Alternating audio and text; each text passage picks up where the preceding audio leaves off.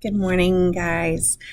So I'm coming to you a different format today. I've been feeling a little under the weather for basically the whole Thanksgiving break, and it's continuing on. So rather than try to do this for 2 full days, I thought I could maybe just record this once and then you guys can watch it on your own. And this also helps out those who are a little bit pressed for time or absent, because you could watch this as it suits your schedule over the next 2 days. So I'm going to be going through Hamlet Act 3, Scenes 1 and 2. So I need for you to get your Hamlet books and also your guided notes. Let me turn off my phone. And just follow along, ready to take notes on this conversation. So beginning with Act 3, Scene 1, we have the king talking to Rosencrantz and Guildenstern. So they've been here for a while, spying on Hamlet to figure out what's wrong with him, what's really driven him to this madness. And the king says, "Can you by no drift of conference get from him why he puts on this confusion?" And so Rosencrantz says he does confess he feels himself distracted, but from what cause he will by no means speak. And then Guildenstern says, "Nor do we find him forward to be sounded, but with a crafty madness keeps aloof." Okay, so several things to note there. First of all, Rosencrantz and Guildenstern have not successfully found out what's bothering Hamlet. I think this would be a good thing to add to your crazy, not crazy chart. Specifically, this would go on the side of the not crazy or the acting crazy side when Guildenstern says, "But with a crafty madness keeps aloof." This is at the very beginning of Act 3, Scene 1. Guildenstern's first line, because essentially it's saying that Hamlet is intentionally evading the questions when they press to know what's really bothering him. And a crafty madness suggests that there's something maybe contrived about it, that Hamlet is intentionally keeping himself aloof. So that's a good thing to add to that not crazy side. Okay, as you remember from before, the king and Polonius, it was Polonius's idea, but they were planning to stand behind an arras. We talked about that being the large tapestry hanging on the wall to insulate and decorate the castle.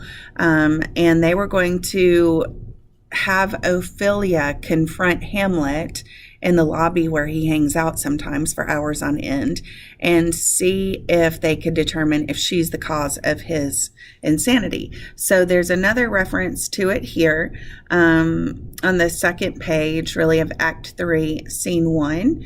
And it references this again, that the king and Polonius will be spies and that they'll gather what they can from this. The queen is in on the plan. Ophelia's in on the plan. Everybody's in on this to see if she's the cause of it. So the queen says, "Ophelia, I do wish that your good beauties be the happy cause of Hamlet's wildness. So shall I hope your virtues will bring him to his wonted way again, to both your honors." That would suggest that if Ophelia is the reason for his madness, that in her kindness she could draw him back to himself. So Polonius directs Ophelia to walk here in this lobby where they know Hamlet is probably headed, and they will hide themselves, the king and Polonius, and they tell Ophelia, Polonius tells Ophelia, "Read on this book, that show of such an exercise may color your loneliness. We are oft to blame in this, 'tis too much proved, that with devotion's visage and pious action, we do sugar over the devil himself." Okay, so inference here.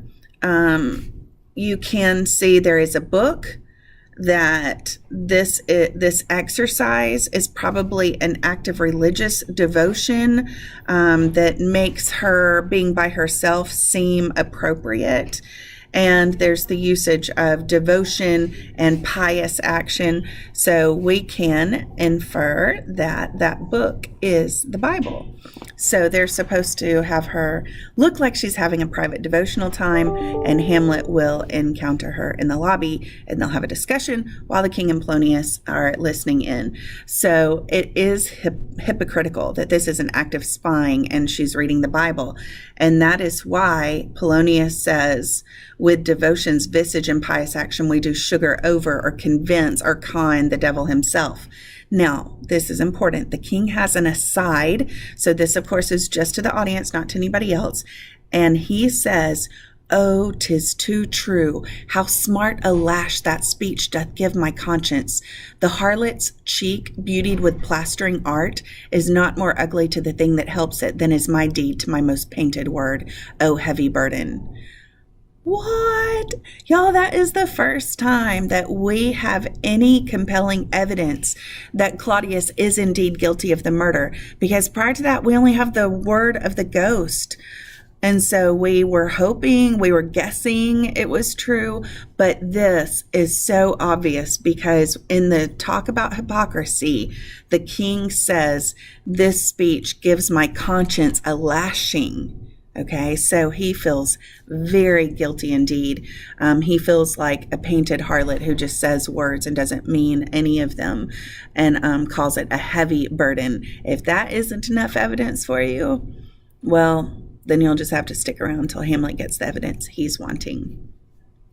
Okay, I did not discuss with my classes the soliloquy at the end of Act 2, nor am I going to discuss the soliloquy here where Hamlet starts with "to be or not to be." The reason for that is because you are all working on your paraphrase papers, and I don't want to give too much away because I really want to see what you can come up with on your own. It's important to note that core classes, you are working on "to be or not to be" speech, and honors classes, you are paraphrasing that one at the end of Act 2 that ends with "the place, the thing wherein I'll catch the conscience of the king." So hopefully you understood those well enough that I can keep going. So we imagine Hamlet gives that "to be or not to be" speech as he's maybe making his way toward the lobby where he hangs out. It's a soliloquy. He's talking just for the audience to hear his inner thoughts. Those are always important, the soliloquies are, because we get to know the real, raw Hamlet. He's not putting on a show for anybody, for sure. When he stumbles upon Ophelia, he says, "Soft now the fair Ophelia, nymph in thy orisons," that means prayers, "be all my sins remembered." Remember, she was stationed to be reading a book, the Bible, looking like she was in devotion. So when he sees her praying and says, "Remember me in your prayers." Okay, we start with Ophelia essentially saying, "My Lord, I have remembrances of yours that I have longed to redeliver. I pray you now receive them." So she's trying to give him something back to redeliver to him, something that he gave to her. Now, I've seen this done several different ways in movies. Sometimes it's a necklace, sometimes it's letters or something else. But here's where we get a clue about what it could be. He says, "I never gave you those." And she said, "My honored lord, you know right well you did, and with them words of so sweet breath composed as made the things more rich. Their perfume lost, take these again." So they're made of words and they smell like perfume. Letters is probably a good call. We know that Hamlet wrote her letters because Polonius read one of them to the king and queen.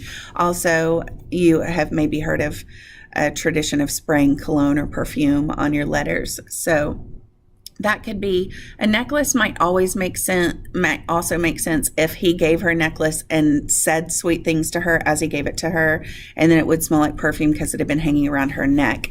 So that's something that the director would get to choose what she's giving back to him. Of course, he denies having ever given them to her.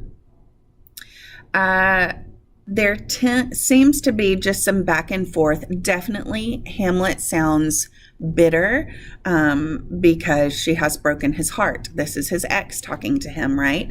And so he kind of calls her out on being a liar. But overall, there's nothing much dramatic going on. It's a very back and forth kind of casual conversation. He's talking to her, she's talking to him. That's important to understand the next page. I need you to find the part where Hamlet first says, "Get thee to a nunnery."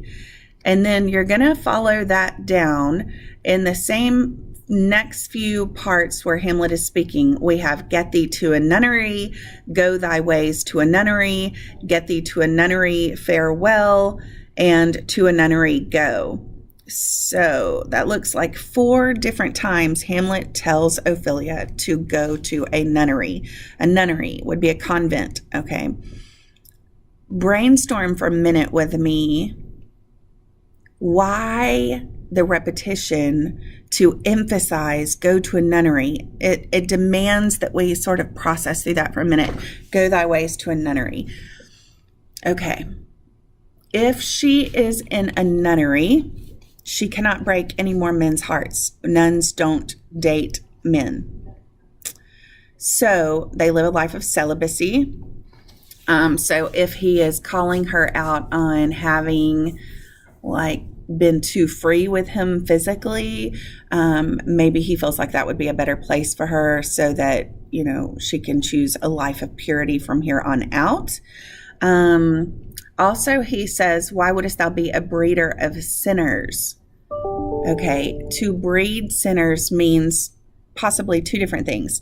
He could mean that she's going to give birth to sinners, like if she were to have children, they would grow up to be just like her, and he doesn't want that to happen because she's not a worthy woman. Or to breed sinners could mean that she seduces men into sin. So if she's in a convent, they're kind of safe from that. Maybe it's to keep her safe because he knows all craziness is about to break loose as he pursues revenge further. It could be if he can't have her, no one can. There's at least 5 good assumptions of why he would tell her to do that. I want to draw you back into that first part where Hamlet says, "Get thee to a nunnery." He says, "I could accuse me of such things that it were better my mother had not borne me. I am very proud, revengeful, ambitious, with more offenses at my beck than I have thoughts to put them in," blah, blah, blah, blah, blah. So he is saying he is guilty of such things that it would have been better had his mom not given birth to him. The most offensive is what is ready to be committed. That's what offenses at my beck means. We can take a pretty logical guess that he's talking about murdering Claudius to have revenge for his father. Now, look at the end of that little passage. He's been talking to Ophelia for now a whole page, and it sounds pretty normal. He's bitter, yes, but nothing super strange. But all of a sudden, he says, "What should fellows as I do, crawling between heaven and earth? We are errant knaves all, believe none of us. Go thy ways to a nunnery. Where's your father?" That transition is strange. Where's your father? How does that fit with anything he's been talking about his own sins, her sins, the desire for her to go to a nunnery? It doesn't fit there. And she says, "At home, my lord." And Hamlet says, "Let the doors be shut upon him, that he may play the fool nowhere but in his own house. Farewell." So all of a sudden he's wanting to cut the conversation short. And he also says something interesting. Let the doors close on Polonius in his own house so that he cannot go to another's house and play the fool. Everybody's suspicion, reading this closely, would be that when he says, "Where's your father?" something has clued him in that Polonius is nearby, like spying, listening, because after that, that's when he directs his attention to Polonius. Don't make a fool out of me, basically. And watch Ophelia's responses. Even if you're not convinced from what Hamlet says, watch Ophelia, because up until this point, let me turn off that little ding. Up until this point, Ophelia was talking to Hamlet. But trace her next few comments down.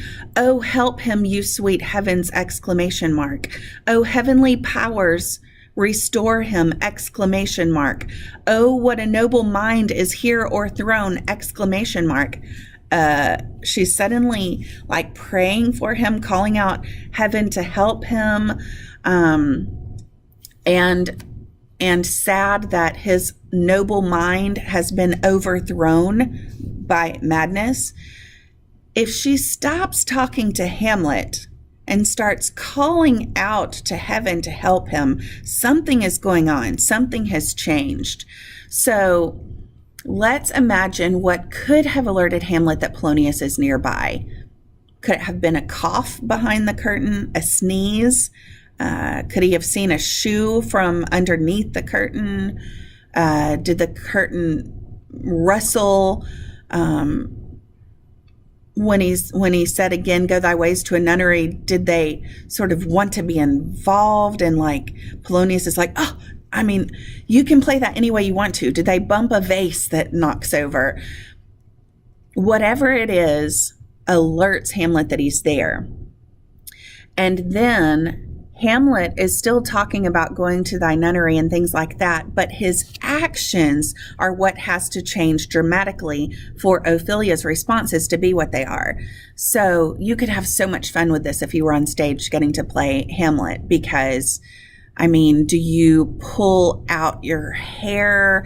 Do you rip your clothing? Do you push Ophelia down? You couldn't be too violent with her because her dad otherwise would come out and hurt you. Like, he's not just going to stand behind a curtain and watch something horrible happen to his daughter. But he could shove her. He could slap his own face. There's all kinds of things he could do. I did see one Hamlet play in England when I was in college, and he was sitting behind a bag of hay, and he just starts taking off all of his clothes. And we're all thinking, how's he going to get off the stage? He has thrown his clothes to the side. Well, he just picks up, throws the bag of hay over his shoulder, and saunters off stage. Now, apparently the British are used to that kind of thing. Their theater is a lot more liberal than ours is, but the whole row of American college students just gasped. We could not believe he did that. But something in Hamlet's behavior for sure, while he's saying all of his lines, he has to be doing things that would be alarming to Ophelia and convince him that he's mad. Now, it seems, again, like whenever Polonius is around, Hamlet's crazy is even more than usual, or he turns that switch on. So that would make sense if he believes Polonius is nearby, that he's going to start acting a total fool. Hamlet says right before he exits the scene, go to, I'll no more on it, it hath made me mad. I say we will have no more marriages. Those that are married already, all but one, shall live. The rest shall keep as they are. To a nunnery go. Several important things in that last bit. First, definitely you want to use some lines from this scene on the crazy, not crazy chart. Only this time it would be proof that he is crazy, because he says, it hath made me mad. Okay, so if Hamlet's admitting it, maybe he really is. Or maybe it's part of an act. Who knows? But that, of course, would be compelling evidence that he is crazy if you can use Hamlet's own words as textual evidence to support that he is crazy. Also notice those lines where he says he doesn't want any more marriages. He no longer believes in marriage. He has seen his mother fickle and loving one man and then quick to move to another. Hamlet's girlfriend Ophelia claimed that she loved him, and then she breaks his heart. So he says those that are married already can stay how they are. They can stay married, but nobody else gets to be married. But notice how he words it. Those that are married already, all but one shall live. All but one shall live. That would suggest that he has plans to kill someone, and I think you know who it is. Ophelia really grieves what she sees Hamlet has come to. She says, youth blasted with ecstasy. Oh, woe is me to have seen what I have seen, see what I see. So she's drawing a contrast between the man she knew and fell in love with and the man he appears to be now, a youth blasted with ecstasy, which means just stark raving mad. And so you could also use that line to support that he's crazy, youth blasted with ecstasy. However, when the king and Polonius come out of their hiding place to converse about what they've just seen, there's some interesting things here. The king says, love, his affections do not that way tend, nor what he spake, though it lacked form a little, was not like madness. There's something in his soul, or which his melancholy sits on brood, and I do doubt the hatch and the disclose will be some danger, which for to prevent I have in quick determination thus set it down. He shall with speed to England. This is new. The king says this was not like madness. You have to add that to the not crazy side of your chart, where he's only acting crazy, because the king is very perceptive. And he also is highly suspicious, but he's like, that didn't sound like a man who's in love with Ophelia. There's something dark or melancholy and brooding in Hamlet. And he thinks it will be some danger to them. Okay, we already talked about Claudius is suspicious that Hamlet knows, because we said that guilty people are paranoid people. So now he implies that Hamlet is dangerous to him, if he only knew, right?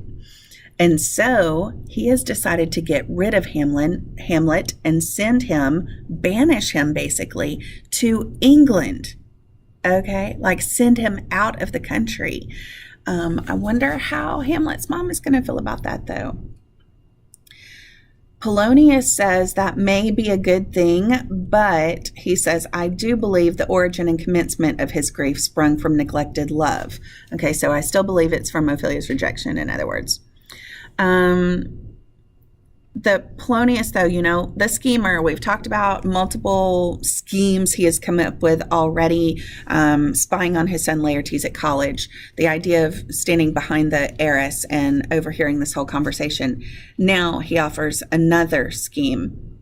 Let Hamlet's queen mother all alone entreat him to show his grief. Let her be round with him or speak plainly with him, and I'll be placed, so please you, in the ear of all their conference. If she find him not, to England send him, or confine him where your wisdom shall best shall think. So this is his plan. Polonius is like, you know, I still think it's because of Ophelia, but before we send him off to England, let's try one more thing. Let's have the queen talk to Hamlet by herself. And he, once again, is going to spy. Do you see that all of his great plans are spying? Oh, I know, let's spy, right? And so he's going to listen in on the conversation between the queen and Hamlet to see if they can get any more information. If that does not work, if she doesn't have any success kind of understanding what Hamlet's dealing with, then send him to England. And then there's an important quote at the very end of scene 1, madness and great ones must not unwatched go. So even though the king had said it wasn't like madness, he is saying people in a position of power who are mad, you have to keep an eye on them. You have to watch them. So he is playing the card that Hamlet is dangerous. We've got to get him out of here. Okay. I'm going to end here for scene 1, and then I'll record scene 2 separately.